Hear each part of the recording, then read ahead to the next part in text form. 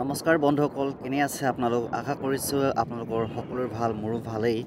আজি যাবলৈ ওলাইছোঁ আচলতে নুমলীগড়ৰ বাবা থান, যিহেতু সকলোৱে শুনি আছে গোলাঘাট জিলাৰ অৱস্থিত নুমলীগড়ৰ বাবা থানৰ বিষয়ে। আজি তাতে যাম, আপোনালোকক সম্পূৰ্ণ ভিডিঅ'টো দেখুৱাম, ঠিক আছে? তো কি হৈছে, উল্লেখযোগ্য যে ইয়াতে আহোম ৰজা শুক্লেমুঙৰ গাত যেতিয়া তেওঁ নুমলীগড়ত বাস কৰি আছিলে, তেওঁৰ গাত দেও লাগিছিলে। আৰু দেও লাগি যিটো ঠাইত তেওঁ বসবাস কৰিছিল বা যিটো ঠাইত আছিলে, সেই পাহাৰখনৰ নামটো হৈছে দেও পাহাৰ, ঠিক আছে? আৰু এই দেও পাহাৰতে অন্তৰ্ভুক্ত হৈ আছে এটা মন্দিৰ আছে। মন্দিৰটো হৈছে শিৱ মন্দিৰ, য'ত শালস্তম্ভ বংশৰ ৰজা হৰ্ষদেৱে এই মন্দিৰভাগ বনাইছিলে। আৰু আমি আচলতে গৈ আছোঁ দেও পাহাৰৰ মাজে মাজে, ঠিক আছে? দেও পাহাৰৰ মাজে মাজে হয়, খুব এটা সুন্দৰ পৰিৱেশ দেখাবৰ কাৰণে গৈ আছোঁ। এই দেও পাহাৰতে আচলতে শুক্লেমুঙৰ গাত দেও লাগিছিলে আৰু এই ঠাইতে তেওঁ জিৰাইছিলে, ঠিক আছে? আৰু এই পাহাৰতে সুন্দৰকৈ মন্দিৰভাগো আছে, দেখিছেনে কিমান সুন্দৰ? ৰাস্তা পদূলিও খুব এটা সুন্দৰ হৈছে। এইটো আচলতে 39 নেশ্যনেল হাইৱে হয়। এইটো হাইৱে হয়, দেখি পাইছে খুবেই এটা সুন্দৰ। দুই পাশে আচলতে পাহাৰ আছে, দেও পাহাৰ হয়। আজি আপোনালোকক সম্পূৰ্ণ ভিডিঅ'টো জনাম সেই যে বাবা থানৰ বিষয়ে, বাবা থানৰ কিনো কাহিনী আছে, ঠিক আছে? বাবা থান বুলি কয় যিহেতু, খুব এটা সুন্দৰ মন্দিৰ হয়। বৰ্তমান মন্দিৰভাগ কিন্তু ইয়াতে ভাঙি দিয়া হৈছে, ভাঙি পেলাই বেলেগ এটা ঠাইত নিৰ্মাণ কৰা হ'ল ইতিমধ্যে। বলকচোন ভিডিঅ'টো আৰম্ভ কৰোঁ। এয়া দৰ্শকসকল, আহি পাইছোঁহি নুমলীগড়ৰ ঐতিহাসিক বাবা থান। বাবা থানৰ সবিশেষ দেখাবৰ কাৰণে আজি আহিছোঁ। আপোনালোকক চাই থাকিব ভিডিঅ'টো শেষলৈকে। নুমলীগড় বাবা থান হয়। আমি ইয়াত পাহাৰত আছোঁ, সম্পূৰ্ণ বুঢ়া পাহাৰত আছে। আমি ওপৰলৈ উঠি গৈ আছোঁ। কি পাহাৰ কয়? বুঢ়া পাহাৰ নেকি? বুঢ়া পাহাৰ আমাৰ বহলা চাইডতে দেও পাহাৰ। অঁ, দেও পাহাৰ বুলি কয়। চৰি, বুঢ়া পাহাৰ নহয়, বুঢ়া পাহাৰ হৈছে নহয়, এইটো দেও পাহাৰ হয়। আমি ওপৰলৈ উঠি গৈ আছোঁ আৰু সবিশেষ ইমান নাজানো বাৰু। এনেই ভিডিঅ' এই আহি ভাগৰি গৈছোঁ। দেখিছে কিমান ওখ, কিমান ওপৰত আছে। আচলতে সিফালেদি চিৰি আছে, ষ্টেপখিনি চিৰিখিনি কাম কৰি আছে আচলতে, সেইকাৰণে এইপিনে ওপৰত দি উঠিব লগা হৈছে। ডাউনটো চাওক কিমান তললৈ। আৰু বেছি দূৰ নাই আৰু, উঠি উঠি গৈ আছোঁ। আজি গোটেই চাইহে যাম বুলি ভাবিছোঁ। চাই থাকিব।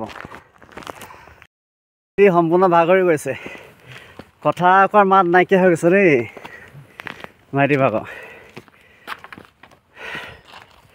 দেখিছে কাম চলি আছে। আচলতে কি হয়, এইটো পুৰণা হয়, ইয়াৰ পৰা উঠাই লৈ গৈছে, নতুন মন্দিৰ নিৰ্মাণ কৰি থকা হৈছে আগলৈ। আমি পুৰণাটোকে চাবলৈ আহিছোঁ, চাই আছোঁ আৰু আপোনালোকক দেখাই আছোঁ। আপোনাৰ মেৰামতি কৰি থকা হৈছে। আগতে ইয়াত কি হয়, শিৱ মন্দিৰ হয় একচুৱেলি। বাবা থানটো হৈছে শিৱ মন্দিৰ। এইবোৰ ঐতিহাসিক যুগৰ আগৰ দিনৰবিলাক কীৰ্তিচিহ্ন শিলত কটা হয়। গোটেইখিনি শিল দেখিছে, গোটেইখিনি শিল হৈ আছে ইয়াত। আচলতে শিলত কটা গোটেই মূৰ্তিবিলাক আছে। আৰু আগলৈ দেখিছে এইটো মন্দিৰ আছিলে, বাবা থানৰ মন্দিৰ, শিৱ মন্দিৰ, লৰ্ড ভগৱান শিৱ মন্দিৰ। মেইন মন্দিৰৰ ভাগ মানে ইয়াতে আছিলে, দেখিছে এইখিনি। আৰু কোৱা হয় যে ইয়াত ভীম আৰু জৰাসন্ধৰ যুদ্ধ হৈছিলে।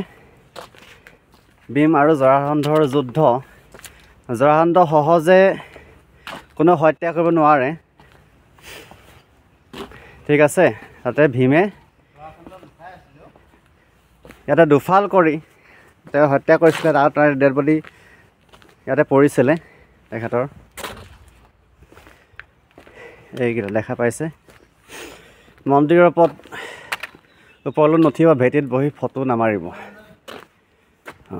এই মন্দিৰ ভাগ ইয়াতে আছিলে, গোটেই চাৰিআনটো হয়। এইখিনি দেখাই আছোঁ। ভূমিকম্পত ন? অঁ, ভূমিকম্পত বোলে খহি গৈছিলে এই মন্দিৰটো। ভূমিকম্প হোৱাৰ ফলত খহি গ'ল, সেইকাৰণে ইয়াৰ পৰা আকৌ উঠাই লৈ গ'ল, নতুনকৈ মেৰামতি কৰি থকা হৈছে। অঁ, এখন আছিলে চন্দ্ৰতাপ। অঁ তুমি ৰাইজসকলক কোৱাচোন, পাব্লিকসকলক কৈ দিয়া অলপ যিটো জানা। সেইখন হয় চন্দ্ৰতাপ। চন্দ্ৰতাপ পুৰণা মন্দিৰ আগৰ চন্দ্ৰতাপ আছিলে। অঁ ভাগি যাওঁতে মানে তাতে থাকিলে। অঁ JCBয়ে যেতিয়া চাইড কৰিছিলে চন্দ্ৰতাপখন, তেতিয়া আঁতৰাবই নোৱাৰিলে JCBয়ে। কোনখন চন্দ্ৰতাপ? পকাখন ডাঙৰখন। পকাখন চন্দ্ৰতাপ। অঁ এই পকা বস্তুটো শিলৰ হয়, একচুৱেলি শিল হয় দেই, শিল বোলে চন্দ্ৰতাপ হয়। মন্দিৰভাগৰ চন্দ্ৰতাপ আছিল। আগৰ মন্দিৰভাগৰ চন্দ্ৰতাপ আছিলে, আঁতৰাব নোৱাৰিলে। JCBয়ে খনন কাৰ্য চলাই থাকোঁতে আঁতৰাব নোৱাৰিলে। সম্পূৰ্ণ ভিডিঅ'টো দেখে। এইবোৰ দেখিছে আগত শিলত কিমান ধুনীয়া ধুনীয়া কাটি থৈছিলে। দেখিছে এইবিলাক কৰি আছে শিলত কটা, চাওক কিমান ধুনীয়া। এইখিনিতে বোলে ভাইটিয়ে কিবা এটা কয়। এইটো মানুহে কোৱা মতে, মানে শুনা মতে, ইয়াতে পুৰণা বাবা থান মন্দিৰভাগ আছিলে। এই পুৰণা পূজাৰীজনক দেখুৱালে সপোনত যে মোক বেলেগ এজেগালৈ নিব লাগে, ইয়াত ভক্ত কষ্ট হয়, বিনা কষ্টত যাতে মোক দেখা পায়, যে চিৰিটোত উঠা নমা কৰোঁতে কষ্ট হয়। তাৰ পূজাৰীজনে পিছদিনাখন মানুহ গোটাই পূজাৰীজনে লৈ গ'ল মূৰ্তিভাগ। নি আছে নিমগৈ বুলি ভাবিছিলে কমাৰগাঁও ছাইডে। অলপ আগলৈ গৈ মানুহজনে পাচাব কৰিব লাগিলে, ইমানেই জোৰত পাচাব কৰিব লাগিলে। তাৰপৰা মূৰ্তিভাগ থৈ লৈ পাচাব কৰি নৈত হাতখন ধুই আহি মূৰ্তিভাগ দাঙিবই নোৱাৰা হ'ল। তাৰপৰা মানুহ গোটাই হেনো সেইটো কাৰণে মন্দিৰভাগ কৰিলে। এতিয়া তাতে আছে মন্দিৰভাগ। হয়, থোৱাৰ পাছত মানে উঠাব নোৱাৰিলে আৰু এই জেগাডোখৰৰ পৰা। এতিয়া মন্দিৰৰ মানে তাতে আছে। কোন জেগাত আছে? ইয়াতকৈ 1 কিলোমিটাৰমান। 1 কিলোমিটাৰ আগত সেইভাগৰ বনাই কমপ্লিট হ'লে দেখোন। এই গোটেই ৰাউণ্ডটো ঘূৰিলোঁ, এনেকৈ আছিলে, খুব ধুনীয়া হয়। ভিউটো বহুত ধুনীয়া, যিহেতু পাহাৰত আছে, দেও পাহাৰত, আৰু খুবেই ধুনীয়া। আগৰ ৰজাৰ দিনৰ এটা মন্দিৰ।